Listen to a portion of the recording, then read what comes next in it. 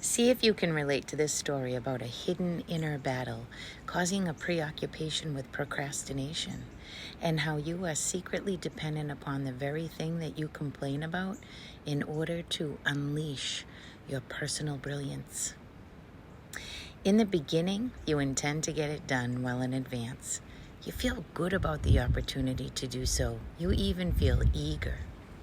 Regardless of the specifics, you don't do whatever it was you fully intended to do, and as the available time passes by and the deadline gets closer, with nothing more accomplished, you feel your concern rising.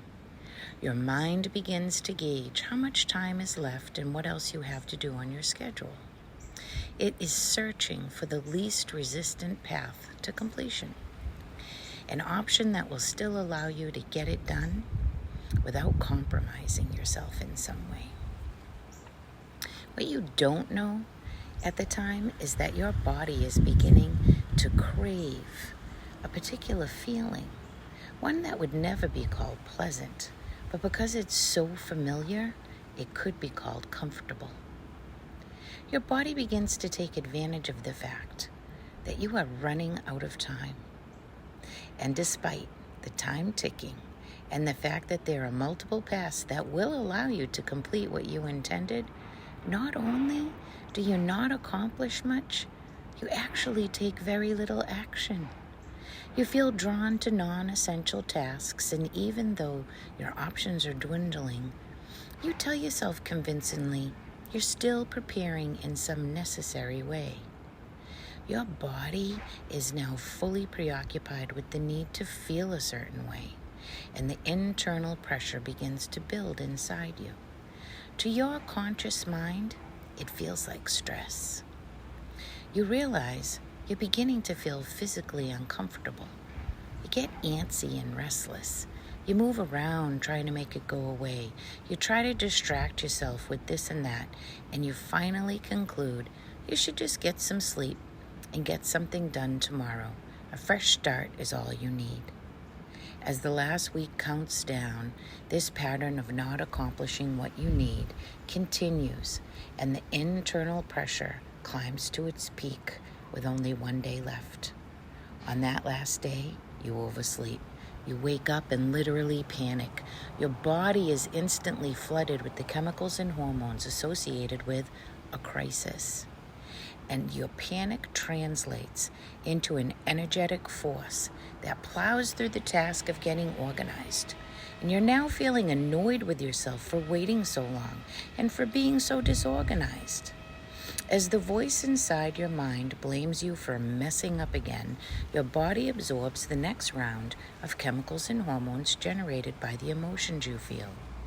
You continue to hear the voice of blame inside your mind, and as you listen to it, you surge forward again and again.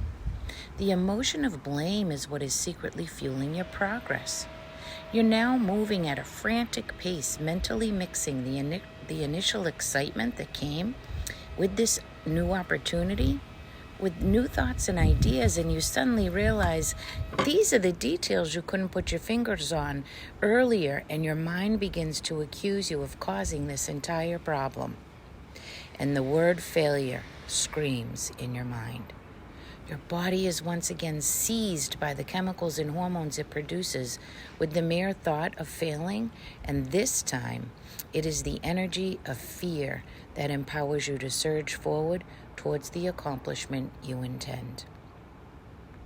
At this high speed, one part of you berates yourself for putting you in this position again, screaming with the voice of accusation, blaming you once again for causing yourself to fail.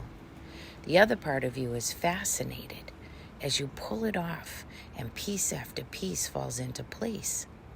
The resulting mix of chemicals and hormones satiates you as you slowly allow the realization that you are going to get it done in time. Yet as you finish up, there's always one piece you claim is not good enough, and the inner voice of disapproval judges and criticizes you. You don't see the ingenuity of the solution you have just created, and you ignore the brilliant strategy that will allow its success.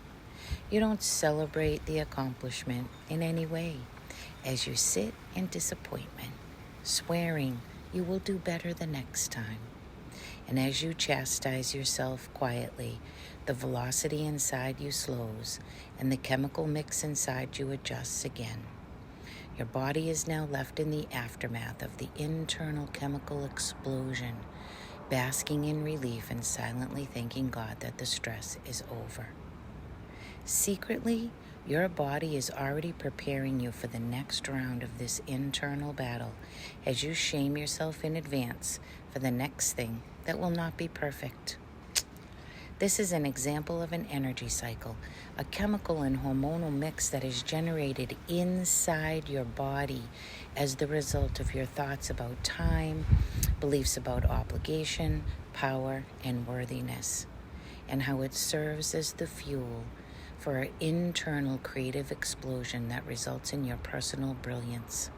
The specific thoughts and beliefs differ based on your story until now, and the detail of how the energy serves you will relate to your circumstances. Regardless, the result is your creative brilliance, but it's driven by an onslaught of stress chemicals and hormones that wreak havoc on your health, your well-being, and threaten your genuine happiness, sustainable success, and satisfaction. Once your energy cycle is consciously known and you've released the emotional burdens that feed it, you'll be guided how to create your brilliance without depleting, exhausting, and harming yourself in the process. If you heard yourself described in this depiction of procrastination, I invite you to schedule a private coaching session with me so that this invisible habit does not sabotage your success and happiness any longer. I'd really love to help you.